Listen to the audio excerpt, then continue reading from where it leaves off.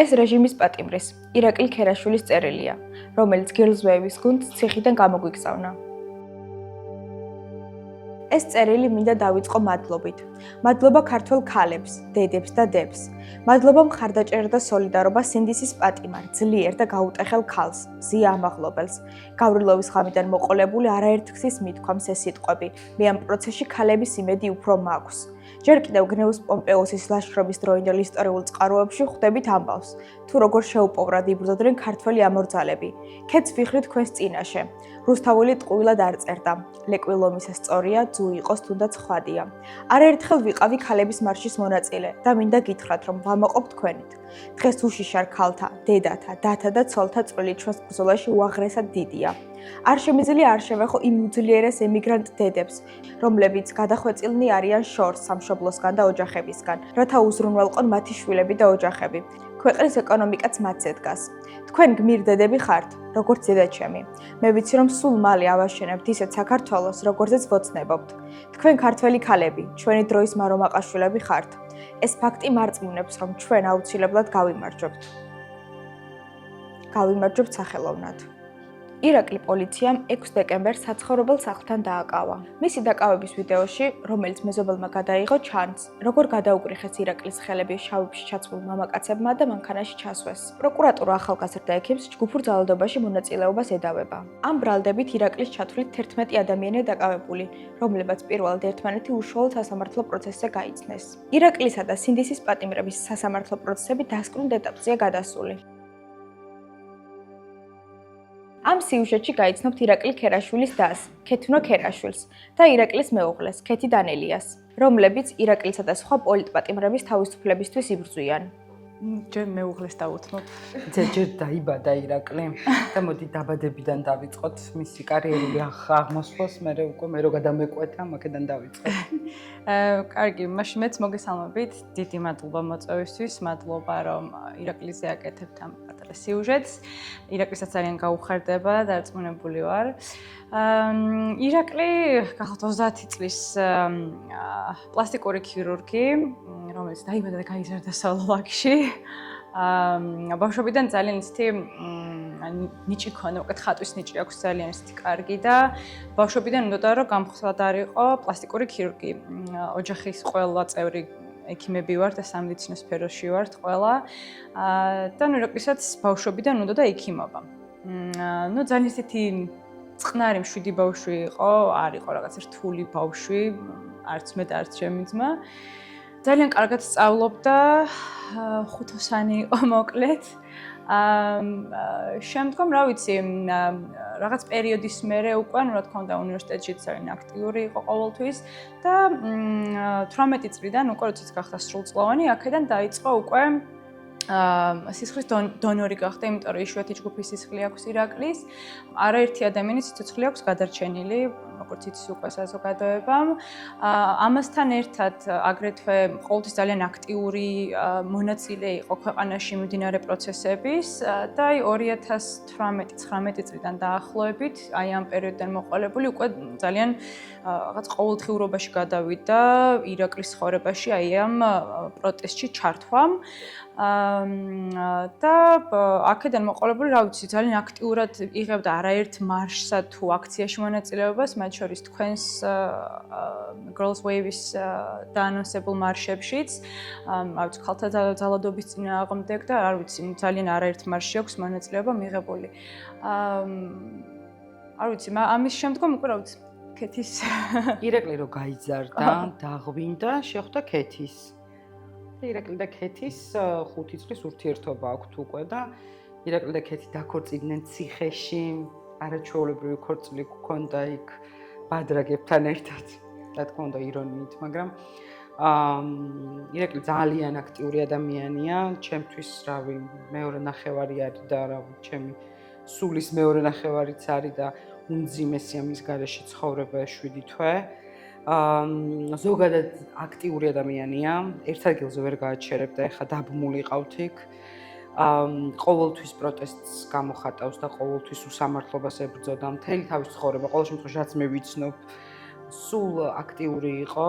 არ არსებობდა რამე მომხდარიყო ქალაქში და თვითონ პირველი არ მდგარიყო, რომ ადამიანები დაეცვა აქციების დროს ყველაზე დიდი ფიზიოლოგიური ხსნარებით დაიტვირთავდა ჩანთას და გარბოდა წინა ხაზზე და სულ ეხვეწებოდა, რომ ფრთხილად იყავი, მაინც ხო იცი, სადაც ცხოვრობთ და სიფრთხილეს თავი ატკივა, მაგრამ სამწუხაროდ ატკივდა სიფრთხილეს თავი და ირაკლი დაიჭირეს. მე თუ მკითხავ, მარტო ირაკლი არა, ვინც კი დაჭერილია დღეს, საუკეთესო ადამიანები არიან, ქვეყნის საუკეთესო ბიჭები და გოგოები, ვინც არიან დაჭერილები, რომელზეც დგას ზოგადად ქვეყანა და ეს ადამიანები დღეს ციხეში ნამდვილად არ უნდა ისხდნენ და ის ადამიანები, ვინც გარეთ არიან და ებრძვიან ქალებს, კაცებს, ადამიანებს და ზოგადად გვცემენ და ყველაფერს უბედურებას გვიკეთებენ, არიან გარეთ. რაც რა ვიცი, ცოტა სევდაც აღარ ქვია იმას, რაც ჩვენ გვეუფლება, მაგრამ რა ვქნათ. ზუსტად ვიცით ყველა, მათ შორის ირაკლი იმაც, იმიტომ რომ ჩვენზე მხნედ მე მგონი ბიჭები არიან, ჩვენ სულ მაგაზე ვხუმრობთ, გარეთ ვინც ვართ, იმიტომ იმ ხელა ეიფორიას გავდივართ ყოველდღიურს, რომ ყოველ რამდენჯერაც გვირეკავენ, მარტო ირაკლիზე არ ვსაუბრობ, ოღონდ ჩვენ ძალიან ახლოს ვართ ოჯახის წევრები ერთმანეთთან, რაღაც ერთი ოჯახაც ჩამოვყალიბდით და ერთმანეთის ტკივილი გაგვაქვს ესე რაღაცნაირად ცევდიანად, მაგრამ ვცდილობთ, რომ ერთმანეთი გავამხნევოთ ამ რაღაცა უაზრო ომში, რომელშიც ვართ ჩართულები და თვითონ ბიჭები არიან ჩვენზე მხნედ და ამბობენ, რომ რა გადარდებთ, ხო იცით, რომ ყველაფერი ადრე თუ გვიან დამთავრდება და აუცილებლად დამთავრდება და მაგის იმედით ვართ და არა მხოლოდ იმედით, ზუსტად ვიცით, იმიტომ რომ არც ერთი რეჟიმი ანუ წლობით არ გაგრძელებულა. რაც არ უნდა მოხდეს, ეს ადამიანები არიან უდანაშაულო, სუფთა ადამიანები ყავთ დაჭერილი და ვერაფერი ვერ გააჩერებს, როგორც მათე დევიძემ თქვა, რომ ეძებს წყდიაჩი სინათლეს და ზუსტად იცის უკვე მათემ, რომ ძალიან ბევრი სინათლეა გარეთ, რომელიც უნათებს მართლა გზას მას და ყველა იმ ადამიანს, ჩვენც ყოველთვის სისხლის ბოლო წვეთამდე ვიბრძოლებთ მათი თავისუფლებისთვის. ალბათ არც ერთ ადამიანს არ წარმოუდგენია, რომ ქორწინება ციხეში მოუწევს. აი, ამ გადაწყვეტილების მიღება თქვენთვის და ირაკლისთვის, ანუ ძიმე იყო, ანუ როგორ მიხვდით ზოგადად ამ გადაწყვეტილებამდე, რომ ხელი მოგეწეროთ ბადრაგების თანდასწრებით? ძალიან სასიამოვნო იყო, იმიტომ რომ ყველაფერი გადაგვიწყვიტა ჩემმა დედამთილმა კეთინომ. მეც და ირაკლისას და რაღაც ძალიან ისე დავნებდით, რაღაც ის, ანუ სიმართლე გითხრა, არც მე და არც ირაკლი ალბათ ცხოვრებაში ხელს არ მოვაწერდით ესე, იმიტომ რომ არ მიგვაჩნია ეგ რაღაცა მნიშვნელოვნად, იმიტომ რომ ადამიანი ჩვენ 5 წელი ერთად ვართ და რა ვიცი, ფანტასტიკური ოჯახი გვქონდა და ზუსტად ვიცი რომ გვექნება კიდეც. რაღაც ამ ფორმალობას დიდი მნიშვნელობა არ ქონდა ჩვენთვის, მაგრამ რაღაც უცებ ისე დატრიალდა ყველაფერი, რომ კეთინომ, რომელიც არის არაჩვეულებრივი დედა და დედამთილი, ყოველთვის ვერ ვიტანდი ამ სიტყვას, მაგრამ შემაყვარა ამ ქალმა თავისთავი იმ დონემდე, რომ მართლა, რავი, საუკეთესო დედამთილია სამყაროში. რაც ისე გადაწყდა, რომ უცებ გადავწყვიტეთ, რომ მოდი ვიქორწინოთ და თან რაღაც სიმბოლური თარიღიც იყო 11 აპრილის 11 საათი იყო და ამ მომენტში გამაგიჟა, იმიტომ რომ ესე დაემთხვა რაღაცნაირად და ძალიან როგორ თქვა, ირონიული იყო სიმართლე რო გითხრათ, იმიტომ რომ ქორწინება ხო რაღაცა დიდ ბედნიერ რაღაცას მოასწავლებს ადამიანს და ჩემთვის აბსოლუტურად არ იყო. ერთადერთი ბედნიერი მომენტი რაც იყო ის, რომ 5 თვის მანძილ, 5 თვის თუ 4 თვის მანძილზე ირაკლისთან ხელიც არ მქონდა მოკიდებული და ის 10 წუთი როცა მე და ირაკლი ერთმანეთს ვეხვდებოდით, იყო ყველაზე ძვირფასი და ეგ იყო ჩემთვის ქორწინებაც და ყველაფერიც და მისთვისაც, იმიტომ რომ როგორც ირაკლი ამბობს, მას ყავს 3 ქეთი. ქეთი, ქეთუნა და ქეთინო, რომელიც არის დიდი ძალა მისთვის და მართლაც ესეა, იმიტომ რომ ირაკლი გიждდება თავის ოჯახზე. მეც უყვარვარ და რაღაც 3 ქეთევანი ვყავართ ირგვლივ და მე ქეთევანების კარმა გაქვს თქო ვეუბნებოდი და სულ ყოველ წერილში რაც ამბობს მადლიერი ვარ, რომ ეგეთი ძლიერი საყრდენი მყავს გარეთ და ნამდვილად ძლიერი საყრდენი ყავს, იმიტომ რომ მე და ქეთუნა ხო მებრძოლები ვართ და მთელი ცხოვრება ვიბრძვით ცხოვრებაში და ქეთინა, რომელიც ახლა იტალიაშია და შრომობს და მუშაობს, იქიდან ყოველდღიურად იბრძვის ბიჭებისთვის. ჩვენ ყოველთვის იმას ვამბობთ ზოგადად, რომ მარტო ირაკლისთვის არ ვიბრძვით, იმიტომ რომ მე მერიდება კიდეც, რომ მხოლოდ ირაკლიზე ვისაუბრო და თვითონ ბიჭებიც ეგრე არიან. ყველა ერთისთვის და ერთი ყველასთვის რაღაც ეს მუშკეტერების ის გვაქვს აღებული და თენც რა არის საინტერესო ზოგადად ამ ბრძოლაში ყველაზე ძლიერი რგოლი ქალებია. ზოგადად რო გადახედოთ დედები, ცოლები, დები, ძმები ცოტა უფრო ნაკლები გვყავს, მაგრამ მაგარი ძმები ყავთ მართლა. ეხა სანდრო ცხადაძე, ლაშა კაცია, რავი, სასწაული ბიჭები არიან და ვიდგანან მე და ქეთუნო ვამბობდით, რომ უდიდესი მეგობრები და თორნიკე სხვიდარიძე თოკო, მაგადია თოკო, არ გამლახო მე. ძალიან ბევრი ისეთი ადამიანი შევიძინეთ, რომლებიც მთელი ცხოვრების მანძილზე გვეყოლება გვერდით და რა ომში ვართ და ომში ადამიანს რო გამოცდი, მე უკვე მართლა ყველაფერში გამოცდი. ახლა დედმამიშვილები გავხდით ერთმანეთის, აი თოკო რო დაიჭირეს სხვიდარიძე მახსოვს. ისეთი შეგრძნება მქონდა თქო ყველას მაგას შეუბნებოდი რომ თითქოს ირაკლი წამართვეს თქო მეორედ მართლა იმდენად აი ყოველდღიურად სულ კონტაქტზე ვართ, სულ ხაზზე ვართ, ერთმანეთს ვნახავთ, ვერ ვნახავთ, მაშინ წერთ რომ აი მართლა აი რაღაც საოცარი ერთიანობა სუფევს ჩვენ შორის და არ რას ვიფიქრებდი ოდეს მე მას თუ ვიტყოდი, მაგრამ თუ კი რამეზე ვარ მადლიერი ალბათ აი ამ რეჟიმის არის ის რომ წამართვა ამ მოკლე პერიოდში ჩემი ღვიძლი ძმა, მაგრამ შემძინა არაერთი და არაერთი ძმა და ალბათ და ადამიანი მშობლების სახით, რომლებიც რა ვიცი რა უნდა მოხდეს, რომ მე ჩვენ ერთმანეთი დავკარგოთ, ან ჩვენ ერთმანეთს არ გავუყვეთ, რაც არ უნდა იყოს, როგორი ომიც არ უნდა იყოს და როგორი რა ვიცი რო ვიცოდეთ რაღაცა ის სიკვდილზე მივიდივართ, მაგასაც კი წავყვებით ერთმანეთს მართლა ისეთი ერთსულნება სუფევს ჩვენ შორის და აუცილებლად უნდა აღვნიშნო კიდევ მეგობრები, ეს დედმამიშვილები რა თქმა უნდა, მაგრამ აი ამ პერიოდში იმდენი ადამიანია, ვინც უბრალოდ აი მეგობრები არიან ჩვენი და ეს მეგობრები უკვე ჩვენი ოჯახის წევრები გახდნენ. დავუშვათ არც ერთის ოჯახის წევრი არ არის დაჭირა, მაგრამ ჩვენთან ერთად არიან, იბრძვიან და მართლა აი ვიცი რომ რაღაცა რო დაგჭირდეს, რა ვიცი თავს გაწირავენ, რაღაც თვალის დაუხამებლად და ეს ძალიან დიდი ბედნიერება და ადამიანისთვის ყველაზე დიდი, რა ვიცი, საგანძურია, რაღაც მატერიალური მხარე, რომ გვერდით გადავდოთ, ადამიანური რესურსი, რომ ადამიანი იყოს და ადამიანობა გქონდეს დღესდღეობით, სამწუხაროდ არის ძალიან იშვიათი და მგონია, რომ ძალიან გაგვიმართლა და მგონია, რომ ძალიან მყარები ვართ თქო ღმერთს თუ არ ვიცი რაც არის. რომ ეს ადამიანები გაგვაცნო აი ამ ესეთ მძიმე ჟამს ერთმანეთს. ზოგადად სოლიდარობა ამ მგონი ყველაზე მნიშვნელოვანი, რაც ადამიანებს გვაერთიანებს. თუ ეგ დავკარგეთ, მე ვფიქრობ, რომ ყველაფერს დავკარგავთ სამყაროში. სულ იმას ვიძახი, რომ აი წინა ხელისუფლების პერიოდში თქო მაგალითად მე და ჩემ ოჯახს მაგალითად არავინ არ შევხვებია. მაგრამ როდესაც ვხედავ გარშემო ამდენი რაღაცა უსამართლობა ხდებოდა, აი მე რო კომფორტულად ვიყავი და ვშოთ ჩემთვის კომფორტი არ იყო, ანუ საკმარისი ჩემი პიროვნული კომფორტი და რომ დავინახე რომ საზოგადოება ანუ წვალობს, ეწამება, ხო? აი როგორ შეიძლება რომ შენ დაჭდა თქვა რომ ოკეი, მე კარგად ვარ და მოდი რა ხმას არ ამოვიღებ. აი ეგ არ მესმის, მაშინ თუ გაუმართლებელი იყო ადამიანის წამება, ჩაგვრა, არ ვიცი, უკანონო დაჭერები, ჩადებები და აი რაღაცა საგიჟეთი ხდებოდა, ხო? ბოლო პერიოდში ის თუ აი ამ საზოგადოებისთვის იყო მიუღებელი, დღეს რანაირად შეიძლება რომ იყოს იგივე და თუ არა იგივე, ანუ რაღაც უარესიც კი ხდება რაღაც მომენტში, იმიტომ რომ ეს ყველაფერი უკვე 12 წელია გრძელდება. და არ ვიცი, კიდე იმის რაღაც მოლოდინი აქვთ და იმას საზღვავენ, რომ კიდე იქნებიან და რეალურად არსად არ მიდის ეს რაღაც უსამართლობა რა იბუდებს და კიდევ უფრო მეტად ტემპერატურა იმატებს აი ამ უსამართლობის. კითხვა მექნება ირაკლისთან დაკავშირებით.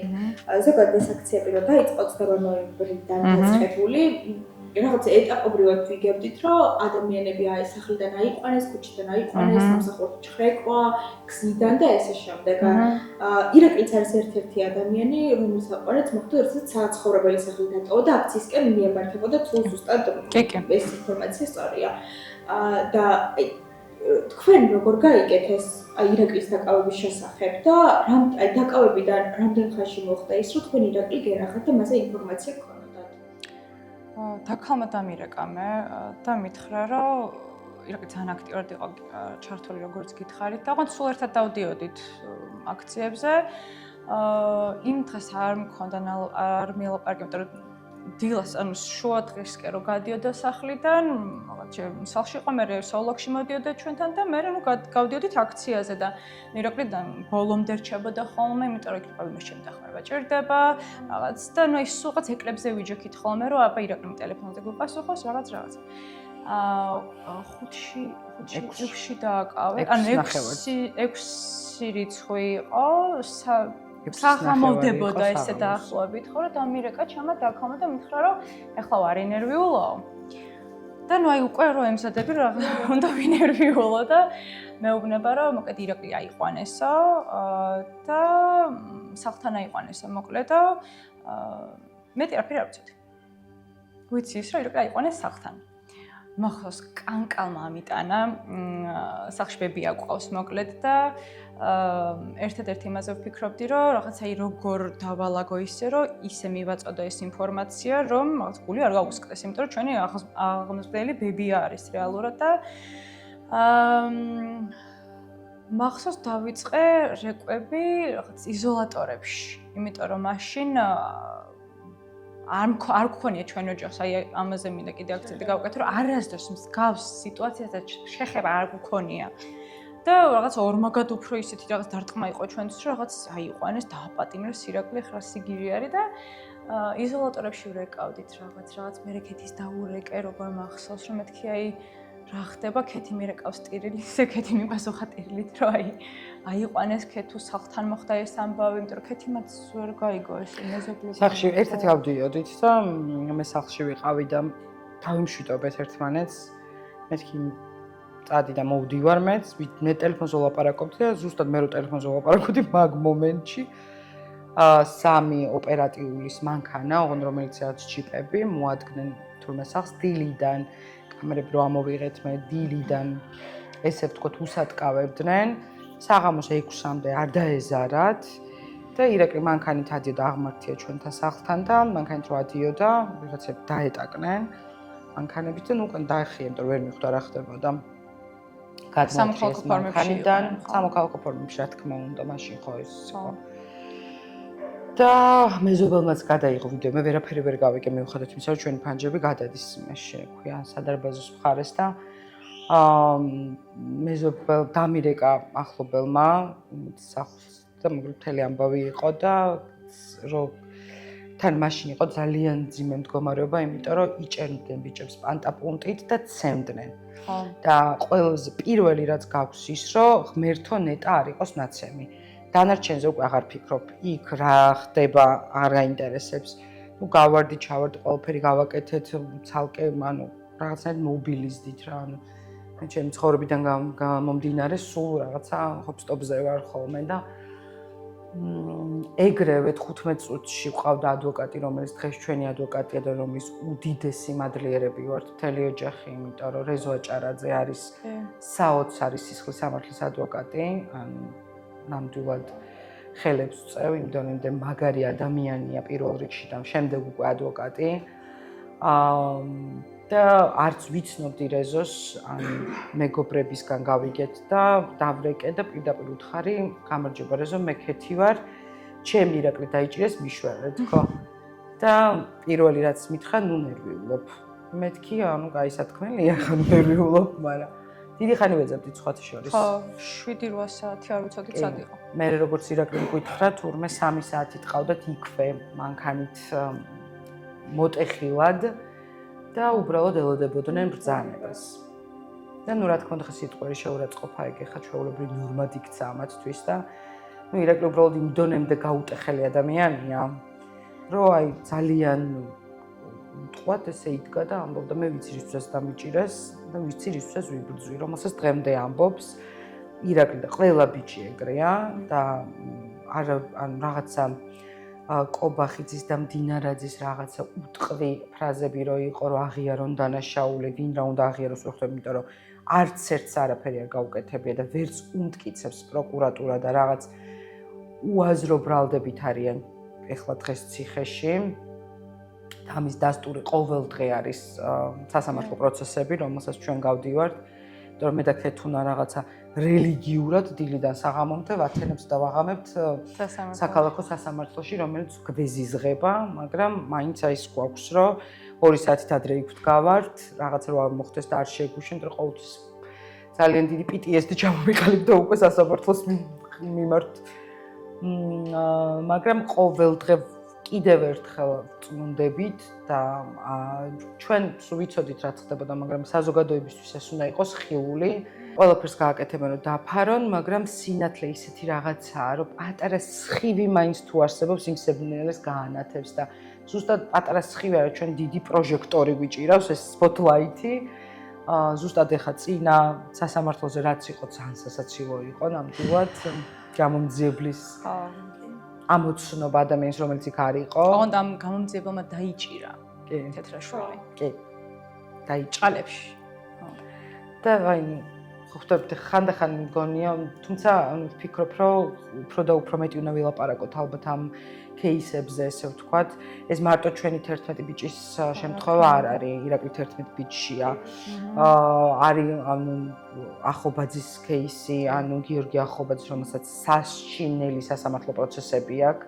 ნიკა კაციას ორს ჩაუდეს, ეს უნდა აღნიშნოთ. კი. როგორ წარმოუდგენია საზოგადოებას ადამიანი, რომელიც აქციაზე მიდის და 5 კილო კოკაინით მოძრაობს აქციაზე, ну აი რაღაცა ხო არის, რაც დაჯერებადია და დაუჯერებელი.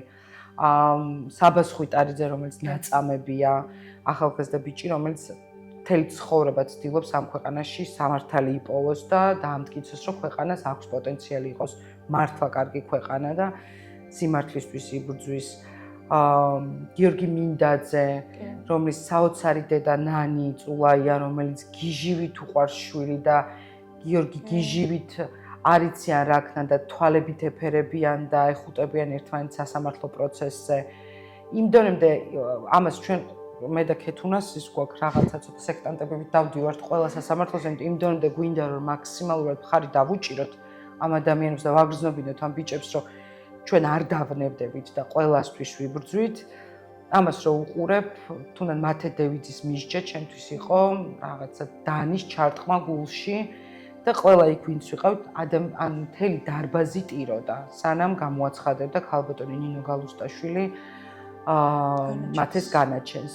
ეს იყო ვერ აგიხსნით როგორი საშინელი და საზარელი მომენტი. ყველა ტიროდა, დიდიან პატარიანად და ჩემო მეგობრებმა მითხეს, რომ გარეთ რო გამოვედი, მართლა საშინელება ხდებოდა. სანამ გამოაცხადებდა განაჩენს, ყველა იყო გასუსულიო.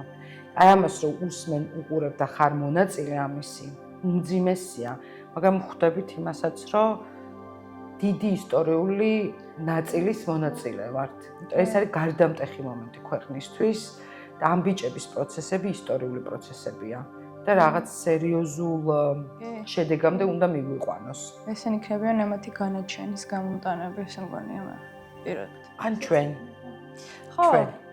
და ჩვენ არასდროს არ დავნებდებით. აი, რა უნდა მოხდეს, დანაც რო დამარტყან, მაინც გავხოხდებით, ხო ვიძახი. იმიტომ რომ არ დავნებდები არასდროს. ეს არ არის მხოლოდ ირაკლის ისტორია. ეს არის ყველა ჩვენთაგანის ისტორია. ვიღაცებს შეიძლება დღეს ვერ ხვდებიან. ჩვენისთვის ვიბრძვით, მაგრამ მოვადრო და მიხვდებიან ისთვის ვიბრძოდით. მგონია რომ შეიძლება იმათმა უფრო აპატიონ და აი ჩვენ ოჯახის წევრმა ვერ ვაპატიოთ, რომ ჩვენს ბიჭებს ანუ მართლა ოქროს წლები აქვთ ახლა ყველას თითოეული ვინც დაჭერილია იქ და ეს ოქროს წლები წაართვეს. აი იმათმა კიდე შეიძლება აპატიონ. ესე მგონია თქმა რა. აი მგონია რომ ოჯახის წევრი რაღაცა აი ადამიანმა ხო პიროვნება შეიძლება სხვა პიროვნებას რაღაცა აპატიონ, მაგრამ აი შენი ოჯახის წევრი ან რაღაც დედმამიშვილი, მშობელი ვერ აპატიებს სხვას იმას, რომ თავისიანს დაუშავა და მგონია რომ ჩვენ უფრო ვერ ვაპატიებთ თქო ვიდრე ბიჭები, იმიტომ რომ რა ვიცი, აი მართლა საოცარი ბიჭები არიან რა რაღაცა ისე უდგანან გვერდში ერთმანეთს, ისეთი მხნეობა აქვს და ისე უყვართ ეს თავისი სამშობლო, რომ ზოგჯერ ვფიქრობ, რომ ან საიდან, რანაირად, როგორ. ხო, აი მართლა მგონია რომ თვითონაც არ ელოდებოდნენ, აი მგონია რომ ესე ამოკრიბეს ჩვენგან ეს ბიჭები და შერჩათ ხელში რაღაც მართლა პატრიოტიზმის რაღაცა საოცარი რაღაცა განცდით და პატრიოტიზმით ახსავსე ბიჭები, რომელსაც მგონია რომ არც თვითონ არ ელოდებოდნენ. სიცოცხლით სავსე ადამიანები არიან. ხამ ბოლო პროცესზე ძალიან ცუდ ხასიათზე ვიყავდი და ცუდად ვიყავდი, დაბღორილი დავდიოდი და ელენე ხუნდაძე, რომელიც არის ირაკლი მიმინაშვილის დედა, უცებ დაურეკა ირაკლიმ ციხიდან. და ახტა ელენე რაღაც ელაპარაკებოდა და უცებ მეუბნება ხე კეთის დაგალაპარაკებოდა და მაჩჩებს ტელეფონს. უცებ როგორ გამოფხიზლდი იცი და პატარა ირაკლი, რომელიც არის სიცოცხლის და ღიმილის წყარო. უცებ მივხვდი რომ მე არ მაქვს იმის უფლება, რომ ოდნო მაინც დაღურემილმა ვიარო. მაინც ვარ ხანდახან დაღურემილი, მაგრამ ადამიანური ემოციების თემა. ისე საყვარლად, ისე ტკბილად, ისე თბილად მომიკითხა. მეთქი ხო იცი ირაკლი რომ აუცილებლად გამოგიშვებთ იქიდან, ხო იცი რომ ჩვენ ვიბრძოლებთ ჩვენთვის იქიდან გვეფერა და იმ ხელა სიცოცხლე შემოიტანა ხა ჩემთვის იმ მომენტში იყო ძალიან მნიშვნელოვანი. ელენს მიხვდა ეთყობა რომ მეც მივდიოდი ცოტა საიქიოსკენ და რაღაცნაირად ერთმანეთი გვიჭირავს და ბოლომდე გავიტანთ, იმიტომ რომ ესეთი ძლიერი დედები და ჩვენ ხო დედის კულტი გვაქვს ქვეყანაში ზოგადად და ძლიერი დედები, ძლიერი ოჯახები, რომლებიც განამ ფარად შვილების წინ არასდროს არ დანებდებიან და როგორც ავიცი, აი ისტორიასაც რო გადახედოთ დედას უდიდესი, მე არ ვარ დედა მართალია ხუმრობთ მაგ თემაზე, ვინც არ ვარ დედები რა დავაშავეთ ხო? ძალიან ძლიერი ადამიანები არიან, იმ ძლიერი ბიჭების უკან, ვისაც ხედავს დღეს ხალხი სასამართლო პროცესებზე. ჩვენ შემთხვევაშიც 11 პირიანის შემთხვევაში ყავს ნინო გალუსტაშვილი, რომელმაც გამოიტანა მათე დევიდის განაჩენი.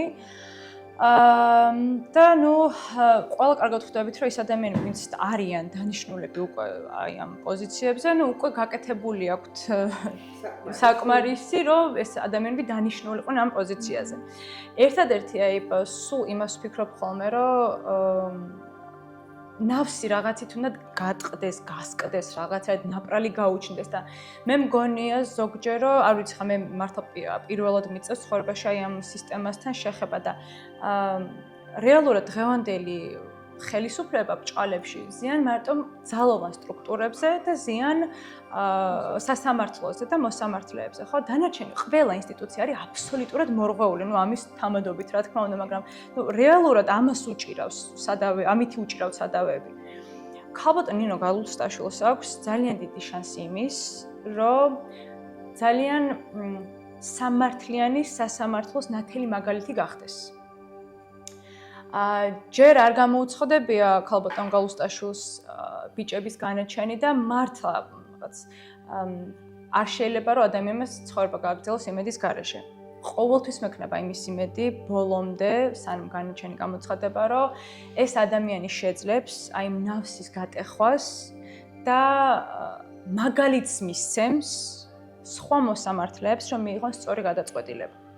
იმიტომ რომ ვახსენეთ, კარმაც ხო არაერთხელ და ყველას მიუბრუნდება გამორიცხულია და როდესაც ხელს ისვრი აი ამ ბიჭების საქმეში, მაშინ როდესაც შეგიძლია რომ შენ პირიქით რაღაც გმირი გახდე, ხო? და ალბათ, არ ვიცი, ალბათ ყველა ადამიანს გულისიღრმეში უნდა რომ რაღაცა პატარა საგმირო საქმე გააკეთოს. ანუ რისთვის მოდიხარ, ხო? ალბათ ამ ქვეყანაზე რატო ევლინები, რომ რაღაცა დატოვო, ყვალი დატოვო ადამიანებზე, ქვეყანაზე, არ ვიცი, ამ დედამიწაზე, ხო? და ძალიან დიდი იმედი მაქვს იმის, რომ გაბედავს ქალბატონი გალუსტაშვილი და მიიღებს სამართლიან გადაწყვეტილებას. ყველა არის აბსოლუტურად აი ესეთი შეკერილი, გაუგონარი საქმეები და ზოგჯერ ვფიქრობ ხოლმე მოწმებიც რომ მოდიან, იმდენად რეალურად მოწმები და პროკურატურა ჩვენთვის სასარგებლო და ჩვენთვის გამომართლებელი განაჩენის მომტანი მოწმები მოყავთ, იმიტომ რომ ვერავინ ხელს ვერ ადებს ბიჭებს. არავის არაფერი არ ახსოვს. არავინ არაფერი არ იცის. მაგრამ ეს კიდე ნერვს ვიჟხა ადამიანს, როდესაც რაღაცა გაქვს დაშავებული, თქო რომ აი დაშავებული მაქვს და აი ხო ვიხდი ამის საზღაურს, ხო, მაგრამ ამ შემთხვევაში მოყავთ ეს მოწმეები, არანაირი ინფორმაცია არ არის. ერთი და იგივე მეორდება, არ ვიცი, არ მახსოვს, ვერ გეტყვით და ამ ბიჭების ცხოვრება მიდის ამასობაში. და ბიჭებისაც ძალიან რთულია, ხა ფსიქოლოგიურად, რომ რისთვის ისჭები მართლა. მაგრამ მართლა ერთადერთი იმიტომ დავდივართ ჩვენც და ბიჭებით სასამართლოს ხდომებზე, რომ ერთმანეთი ვნახოთ და ერთმანეთს ერთმანეთთან გქონდეს რაღაცნაირი კომუნიკაცია.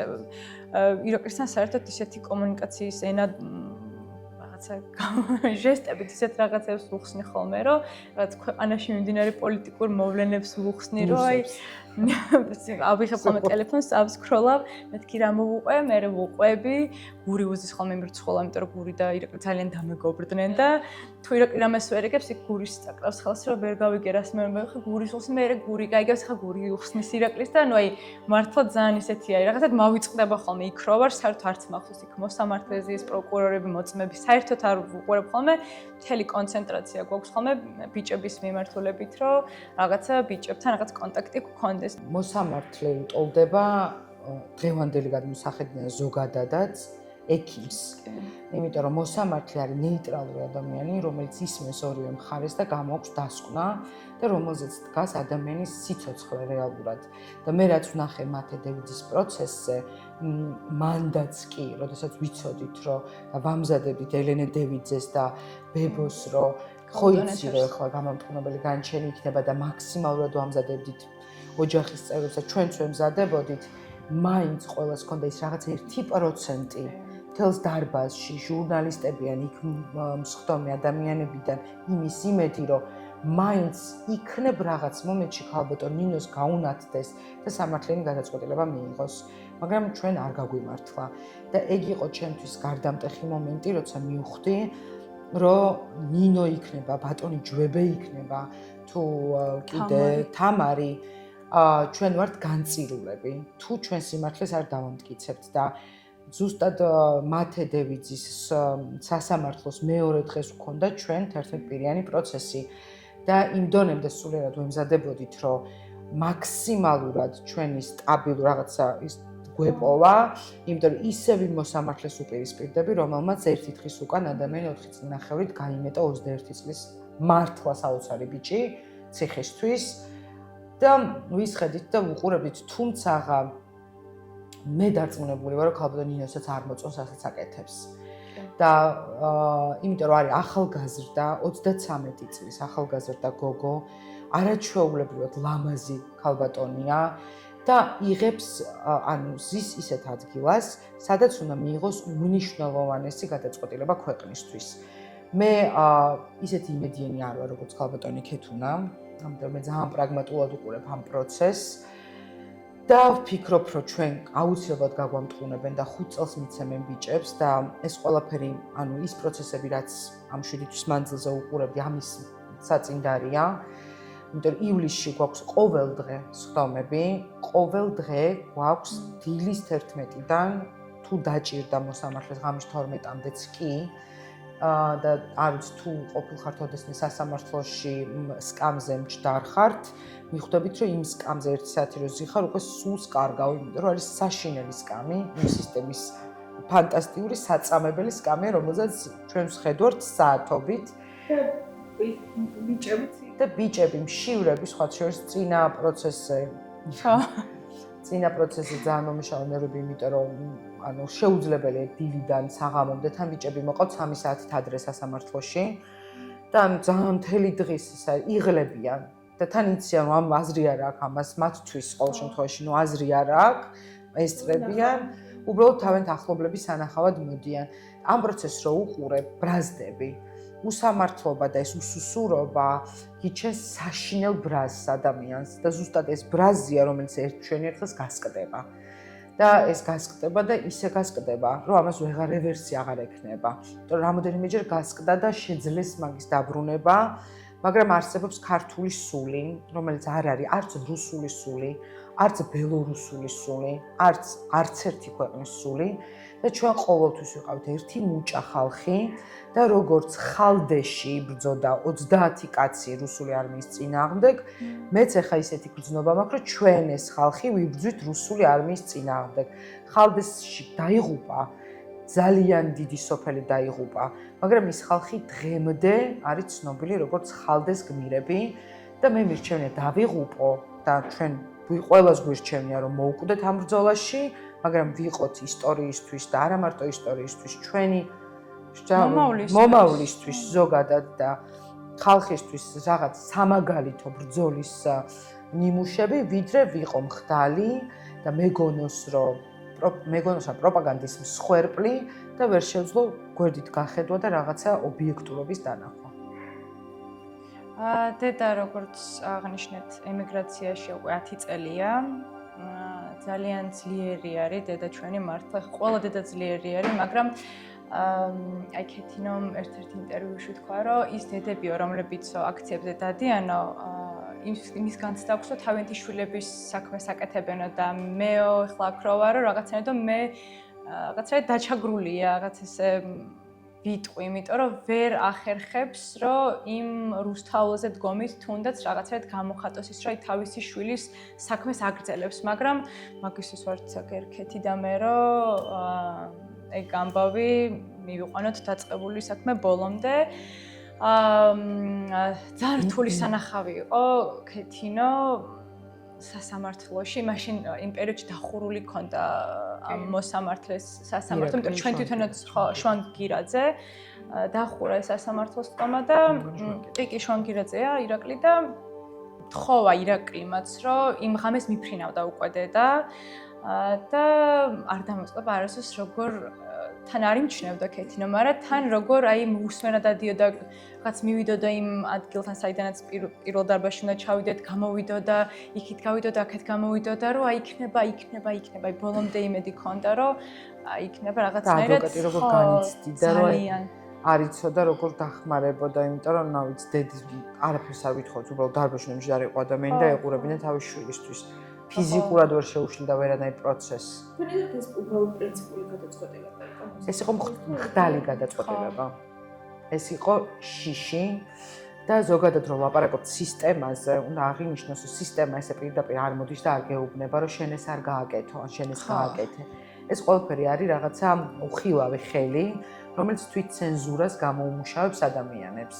შენ თუ არ გაქვს იმის ვაშკაცობა, რომ გადაწყვეტილება მიიღო და ყველა ახლა მოსამართლეებზე შემიძლია საათობით ვილაპარაკო, იმიტომ რომ კვლევა გვაქვს უკვე ჩვენ ჩატარებული, ვინ მოსამართლე სად ვის პროცესზე და რატომ არის დანიშნული რეალურად. ყველა მოსამართლე ვინც დანიშნულია ზოგი არის ანუ გამოსაცდელი ვადით და რომ დაუმტკიცო სისტემას, რამდენად ერთგულია სისტემის, ზოგი უკვე გაფუჭებული მოსამართლეა, ნასამართლევია მაგალითად ერთი მოსამართლე, მეორე მოსამართლეს პრობლემები ქონდა, არ დავასახელებ სახელს და გვარს ყოფილი პროკურორი იყო და ასე შემდეგ. ანუ რაც უკვე ანუ ჟურნალისტებმაც გამოიკულიეს, ეს ყველაფერი არის დაღი, რომლითაც სისტემას უჭირავს ეს ადამიანები და მათ თავისუფლება ესე არ აქვთ რეალურად, რომ მიიღონ თუნდაც ის რაღაც უწყინარი გადაწყვეტილება, როგორც იყო ქეთინოს იქ დასწრება, რომ თავის შვილი უბრალოდ ენახა. ბიჭები პატიმრებით თავდებში ჩაუდგნენ, გთხოვთ შემოუშვით. ანუ ეგ არის ადამიანობა, რომელიც არავინ არ უნდა დაკარგოს. მაგას რომ დავკარგავთ, თქვენ შვილებს მოეკითხებათ. სამწუხაროდ ეგრეა და ისტორიაც და ცხოვრებაც ეგრე აჩვენებს ამას ყველაფერს. ჩემი გამგონილი არ არის. დაბრუნდა ქეთინო იმ ღამით უკან მოუწია წასვლა. მაშინ თქვა ქეთინომ, რომ იქ გამიგესო და იქ ქეთინოს შვებულება ჯერ არ ეკუთვნოდა, დედაც ექიმი არის და შვებულება ჯერ არ ეკუთვნოდა და იმათმა გამიგესდა ჩემო საქართველომ და ჩემო ქართლმა ვერ გამიგო და ხო რაღაც არ მომწე იმის საშუალებაო რომ ჩემი შვილი მენახა ესე რაღაც შუშის ფანჯრის მიღმაო და რაღაცა გულდაწყვეტილი წავიდა ძალიან, მაგრამ რა ვიცი, პირდებით ქეთინოს და ყველა დედას მე ქეთი, რა ვიცი, მეუღლეები და დედმამიშვილები, რომ ყველა დედას დავუბრუნებთ თავიანთ შვილებს, ქმრებს, ძმებს, მეგობრებს და უბრალოდ კარგ მოქალაქეებს, იმ მოქალაქეებს, რომლებიც ბევრი არ ყავს და რომლებიც მართლა სამწუხაროდ დღეს სანთლიცაძებარი არიან და დღეს ეს ბიჭები იქ არ უნდა იყვნენ და ყველაფერს წისქვილის ქვას მოვიტრიალებთ თავზე, გადადებული გვაქვს ყველას ჩვენი ცხოვრება და ჩვენი რაღაც საქმეები, რომ ოღონდ ბიჭები იყვნენ კარგად, ბიჭებმა არ ინერვიულან და ყველაფერი წარიმართოს დემოკრატიულად და მშვიდობიანად, იმიტომ რომ ჩვენ ქართველები არ ვართ ბევრი. ვართ ძალიან ცოტა. ყველას ვიცნობთ და ნაცვლად იმისა, რომ ერთმანეთს გავუფრთხილდეთ და შევინარჩუნოთ ერთმანეთი და ადამიანობა არ დავკარგოთ, ამის გარდა ყველაფერს ვაკეთებთ სამწუხაროდ და ის ადამიანებიც თუნდაც ვინც რაღაც არა ისეთ ცოტა ძალიან გაუგონარ ან უხეშ კომენტარებს აკეთებენ. იმ ადამიანებს უსურვებ პირველში, რომ გამოიხედონ თვალებიდან, იმიტომ რომ მე საწყევარი და მე სადარდებელი მაქვს თვალსაზრისით, ჩვენ არაფერი არ გვაქვს და ბიჭების ოჯახის წევრებს. საბრალონი არიან თვითონ, რომ ვერ ხედავენ ამ უსამართლობას და ყველაზე ცუდი იცით რა არის, ის ადამიანები, რომლებიც არ იღებენ ხმას მე აი ამ უსამართლობაზე. ყოველთვის იმათ უფრო მეტად მოიკითხებათ მე, აი მოქალაქეობრივი პასუხისმგებლობა, ის სულ ამას ვიძახი, რომ ადამიანს თუ არ გაგაჩნია მოქალაქეობრივი პასუხისმგებლობა, აქ პოლიტიკაზე არ არის საუბარი. ეს კიდე საერთოდ ცალკე სხვა თემა არის. ადამიანი, როდესაც ქვია საქართველოს მოქალაქე და ხედავ აი ასეთ პროცესებს ქვეყანაში და ამბობ, რომ იცი არის, ეს ჩემი საქმე არ არის, ანუ ძალიან არასწორი არის, იმიტომ რომ ყოველთვის უნდა გქონდეს გარკვეული პოზიცია. ყოველთვის ეს პოლიტიკურობას არ ნიშნავს, კიდევ ერთხელ მინდა დავძინო, აი ძალიან სამწუხაროდ არიან ჩემ გარშემო ადამიანები, რომლებიც ამბობენ, რომ იცით არის, მე აპოლიტიკური ვარ, ვერ იქნები ფიზიკურად აპოლიტიკური. პოზიცია უნდა გაგაჩნდეს, გამორიცხულია, მაშინ ნიშნავს იმას, რომ უბრალოდ ჩვენ საქართველოს მოქალაქე არ ხარ. და ძალიან სამწუხარო ფაქტია კიდე მინდა აღვნიშნო, აი სპორტსმენები, რომლებსაც ბიჭებს ათენებდნენ და აღამებდნენ და გულშემატკივრობენ და გულწრფელად უხარიათ აი ამ ბიჭების წარმატება საზღვარგარეთ. სამწუხაროდ ჩამოდიან და დღეს ამბობენ, რომ ეს ჩემი საქმე არ არის, სოლიდარობა მათ, მაგრამ ჩემი საქმე არ არის. ცოტა სირცხულია. ერთმანეთზე ზრუნვა. ანუ ადამიანს რო ხედავ რომ რაღაცა უჭირს ინსტინქტურად ადამიანის ინსტინქტია რომ რაღაცნაირად ხელი გაუწოდო. და მაგას რო უკვე ხვდები რომ ხელს არ უწოდებ, მაგ მომენტში სპორტსმენი ხარ, დალაქი ხარ, მეზოვე ხარ, თუ მაგათ პროფესია არ განსაზღვრავს, ეგ ადამიანობა განსაზღვრავს ისევ. იმიტომ რომ ჩემთვის ის სპორტსმენი არის პირველ რიგში ადამიანი, ხო? და იქ კარგად წევს შტანგას თუ ბურთს, კარგად ტენის ფარში, ეგ უკვე მე-1000 ხარისხოვანია. ძალიან გულიმწყდება რომ მართლა ძალიან ბევრს ვქომაგობდი, ბევრ ადამიანს, თუმცა ვიტოვებ იმ იმედს, რომ როდესაც სასწორის აქეთა მხარეს გადმოიხრება დიდი ძალა, რომელიც ჩვენ ვართ, მერე მაინც მიხვდებიან, რომ სწორი პოზიცია დაიჭირონ. და ეგრეც მოხდება, არის გარდაუვალია, ეგ რო არ მოხდეს, აგერ ხო, მაგრამ თქვენ აგერ მე დღევანდელ დღეს დავიფიცები, თუ გინდა რომ ძალიან მალე ეს ასწორი ჩვენსკენ გადმოიხ. ჩვენსკენ რა, ისევ ხალხისკენ. იმიტომ რომ ერთი რა არის ძალიან მნიშვნელოვანი. ჩემი არ გჯერათ, ქეთუნასი არ გჯერათ, ბიჭების არ გჯერათ, გადით ქუჩაში და გაიხეთ, გამოიხედეთ. ვის როგორ დაყავს მანქანა, როგორ ირღვევა ყოველ წუთს წესები, რამდენი უპოვარი ადამიანია ქუჩაში, რა ხდება სამედიცინო სექტორში, როგორ არიშოვება თუნდაც ინსულინი, რომელიც სასიცოცხლოდ მნიშვნელოვანია ადამიანებისთვის, რამდენი ქალის უფლებები ირღვევა და ქალზე ყოველთვის ისე აქვთ, რომ აი ნუ ქალი არა ის, ქალი არის თქვენი დედა, თქვენი ცოლი და თქვენი და და შვილი, რომელზეც დგას ზოგადად ქვეყანა. და ანუ რამდენი ბავშვებს რას უშვებიან და რამდენი 740,000 ადამიანი იღებს ქვეყანაში დახმარებას. ანუ ეგ არის კატასტროფა, 3,5 მილიონი ვართ, მე მგონი ისიც აღარ ვართ, მაგრამ ფაქტიურად ქვეყნის უდიდესი პროცენტი არის უმწეო. ეგ ყველაფერი პრობლემებია და მაგას თუ ვერ შევხედავთ, მაშინ რა ვიცი, მე რაც არ უნდა ვიძახო, რომ კარგი ადამიანები ვართ, ვერავინ ვერ დაიჯერებს და ყველა არის ტროლობა და ბოტობა არის მათი თავარი სამსახური და აი სხვა უფრო მნიშვნელოვანი რაღაცებია ცხოვრებაში. და უფრო ლამაზი. ძირითადად გვირეკავს ხოლმე, მაგრამ ნუ მე რა თქმა უნდა წერილობითაც თუ უკვე მალე ამოეწურება ეს წუთები ხოლმე, რაღაც გვინდა რომ კონტაქტი და კომუნიკაცია გქონდეს და მე უკვე რა თქმა უნდა გადავდივართ წერილობით ფორმებში და წერილებში, მაგრამ აქაც არ გვაქვს თავისუფლება, იმიტომ რომ ყველაფერი ისმინება, იკითხება და ასე შემდეგ და ასე შემდეგ და ნუ რომც არ იკითხებოდეს და არ იმაშვებოდეს, ისმინებოდეს, არ გვაქვს იმდენი დრო, რომ დაუშვათ ახლა ბევრი ვესაუბროთ, იმიტომ რომ ირაკლი დედასაც ურეკავს ხოლმე იქ და ისიც რაღაც გარკვეული დღეებია, როცა შეუძლია რომ დედას დაუკავშირდეს და ნუ ძირითადად გვირეკავს, რომ როგორ ხართ, რა შვებით, რა ხდება მაგით? 2 წუთი მაქსიმუმ. რამე ხო გჭირდება? არაფერი ეს აი ძირითადი ეს არის ხოლმე პროცესები და სულ ზიან უყურებენ ტელევიზორს უსმენენ ყველაფერს, კითხულობენ n რაოდენობით, მართლა აიმე სულ ახაც ხვალ ბებია და ბიძა შედიან და აგერქეთიმ გამოიტანეს გზავნი მასალა ციგნები და ყველაფერი. იქიდან გამოვა ზეგანათლებული. დაგჭაგრავს მე და ქეთუნას თუ ჩვენ დრო არ გვაქვს. ჩვენი კითხვა არის მაქსიმუმ თუ რაღაცა წავიკითხავთ და მე რეაგირება გვაქვს. ვერაფერს ვერ ვასწრებთ იმდენ რომ და გიჟები ვიდავდი. ბოლო 7 თვე არაფერი არ მინახავს. არაფერი გამოკეთებია სარფიანი.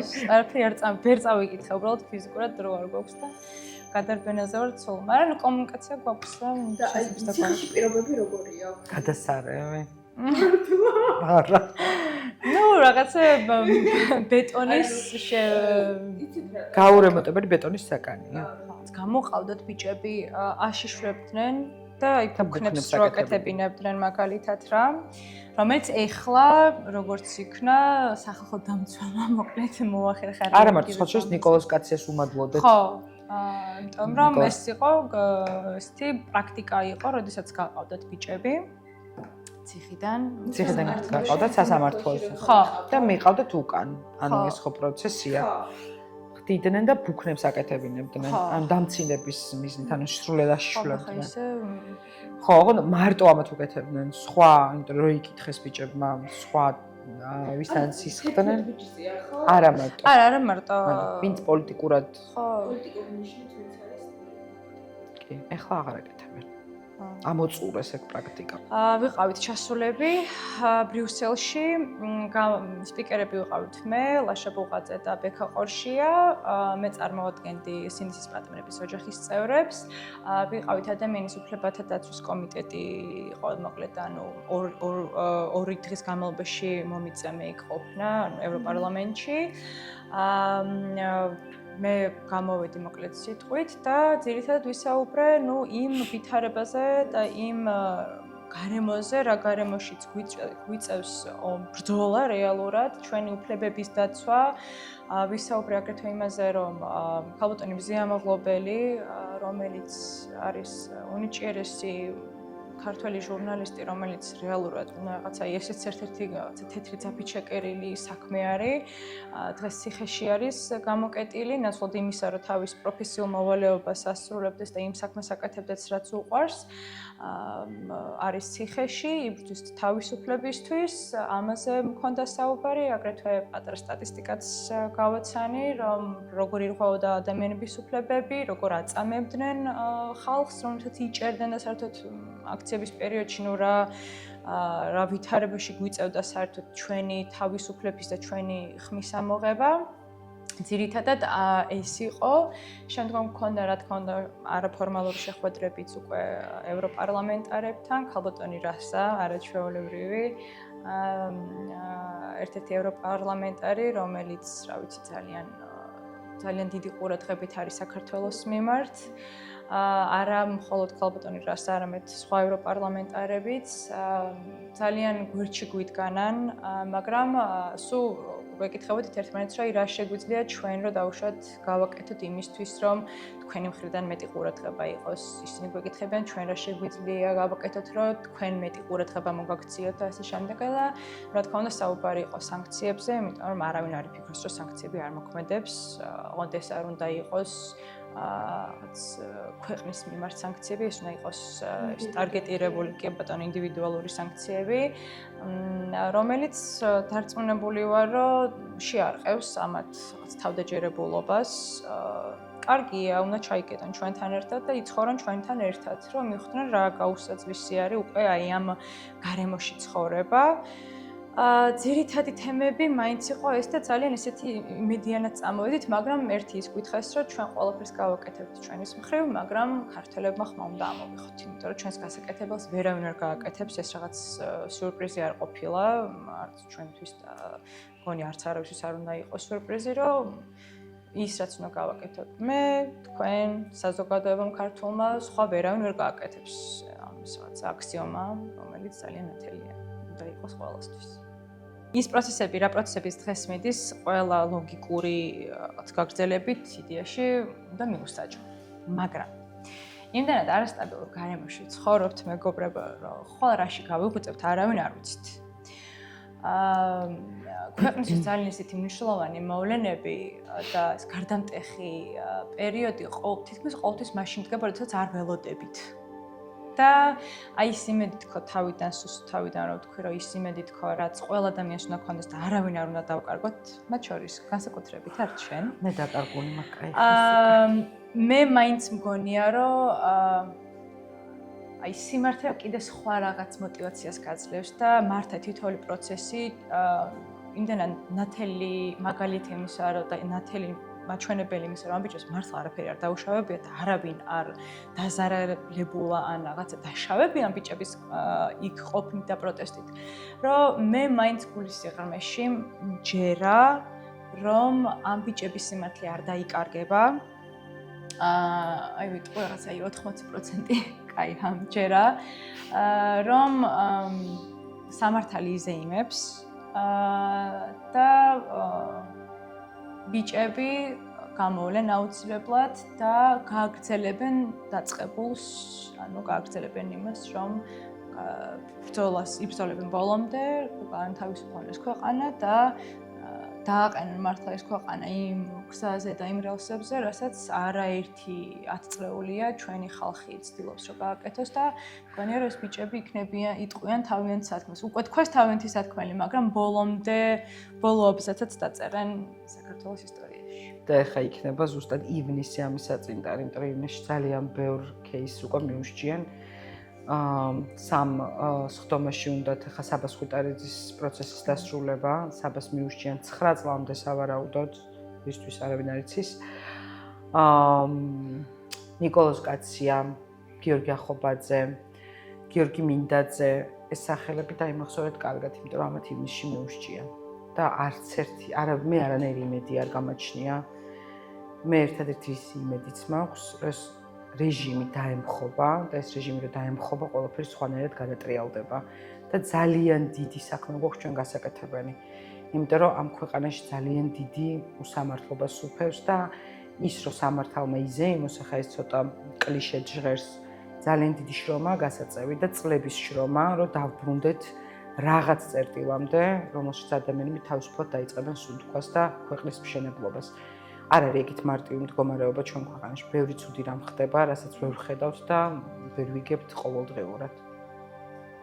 რატო აქვს ბრძოლას აზრი და იმიტომ რომ ეს ბიჭები იმსახურებენ ჩვენს ბრძოლას, ეს ქვეყანა იმსახურებს ჩვენს ბრძოლას. იქიდან გამომდინარე, რომ აი ჩვენი წინაპრები რო ყავდნენ, დარწმუნებული ვარ, არც კი უფიქრიათ იმაზე, ვიბრძოლო თუ არა, გავაგრძელო თუ არა ბრძოლა და დაუფიქრებლად მიდიოდნენ ომში, დაუფიქრებლად წირავდნენ თავიანთი სამშობლოსთვის და მგონია, რომ ქართველებს არ გვაქვს იმის უფლება, რომ ხელი ჩავიქნიოთ ესე მარტივად და ვთქვათ, რომ დავნებდები და წავალ. ჩვენ ძალიან ბევრჯერ მედერაკრის ყოველთვის და აქეთიცაც ყოველთვის ქონია იმის შანსი, რომ დაშო წავსულიყავით ქვეყნიდან და იქ დღეს უდარდელად გვეცხოვრა, მაგრამ აღარ მახსოვს ვინ მითხრა ესეთი რაღაცა, მაგრამ ჩემი ერთ-ერთი მეგობარი, რომელიც არ ცხოვრობს საქართველოში, ესეთი რაღაცა მითხრა, რომ ქართველი ადამიანია და მეტ-მეტეს ახალგაზრდა, რომელიც დღესო იქ არისო და საქართველოში ვერ არისო, იცი რას გავსო? ბავშვი, რომელიც სახლში არისო და გარეთ ვერ გადის სათამაშოდ, ვერ გადისო რა, გარეთ რომ ითამაშოსო თავის თანატოლებთან ერთადო. აი რაღაც ესეთ რაღაცას შეადარა, ეხა ფიქრობ, ვინ მითხრა და ვერ ვიხსენებ ვინ მითხრა. და მართლა ეგეთი ის არის, დარწმუნებული ვარ, რომ იმ თაობას, ჩემ თაობას, ქეთის თაობას, ჩემზე პატარა თაობას, ვინც საქართველოში არ არიან, დარწმუნებული ვარ, რომ ყველას უნდა, რომ დღეს აქ იყოს და დღეს ჩვენ გვერდით იდგეს და გახართ მეგობრებო, იმიტომ რომ ჩემ ძალიან ბევრი მეგობარი არის უცხოეთში, უბრალოდ ესე მოუწიათ და ვიცი რომ იმის საშუალება და შანსი რო ქონდეთ დღეს აქ იყვნენ, ვიცი რომ აქ იქნებიან და ჩვენს გვერდით იბრძოლებენ, მაგრამ თქვენ რასაც აკეთებთ მან, თქვენ წვლილი შემოგაქვთ ამ ბრძოლაში და ამისთვის ძალიან დიდი მადლობა მინდა გითხრათ და ბრძოლას ყოველთვის აქვს აზრი, როდესაც არის იმედი. და როდესაც არის აი ეს პატარა წერტილი სინათლის, რომელიც ქეთიმ აღნიშნა თავის ინტერვიუში და არ ვიცი, მე მაინც ვიტოვებ იმედს იმისას, რომ ქართველებს თვითონაც გვიჭირს ხო მაშინ ვიცით ხოლმე რაღაც მაშინ შემოვიკრიბებით ხოლმე და რაღაცად ისეთ ერთიანობას ვავლენთ ხოლმე, რომ ზოგჯერ მე თვითონაც აი ყოველთვის მახსენდება შარშან მაისში ევროპის მოედანზე ღმერთო ისეთი ემოცია იყო, რომ სანაპიროზე რომ მოვიდიოდი იქიდანაც და აქედანაც აი ზღვა ხალხი რომ მოვიდიოდი ტირილით იმოშობოდი რა ქვია გავახრძე სულ კიდე სანამ ჩამოვხდეს აი სულ ეგ მახსენდება ამიტომ ყველა მომავალი რაღაც პოტენციური დედები ვართ, მშობლები ვართ და მართლა არ მინდა რომ ჩემმა შვილებმა, ჩემმა ძმისშვილებმა იცხოვრონ და გაიარონ ის გზა, რასაც გავდივართ ჩვენ.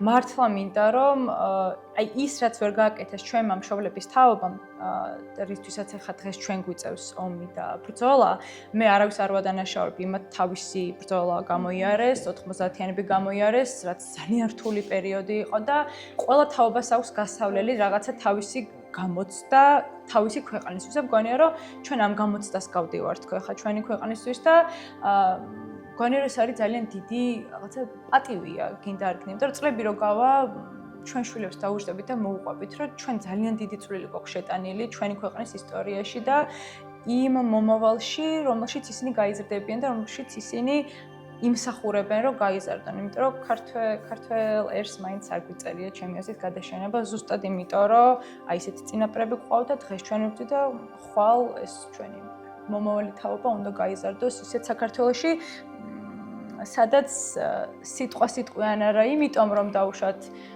რეჟიმი გადააგდეს არამედ იმიტომ რომ რაღაცა ძალიან სერიოზული სამეცნიერო რაღაცა კვლევა ჩაატარეს ან ძალიან სერიოზული ექიმები გახდნენ მეცნიერები გახდნენ და ის საერთოდ სხვა მიმართულებით უნდა სხვა რაღაცებით უნდა იყოს მათი ტვინი დაკავებული და არა იმით რომ დაუშვათ რაც რუსეთი გააძევონ ჩვენი ქვეყნიდან კიდევ.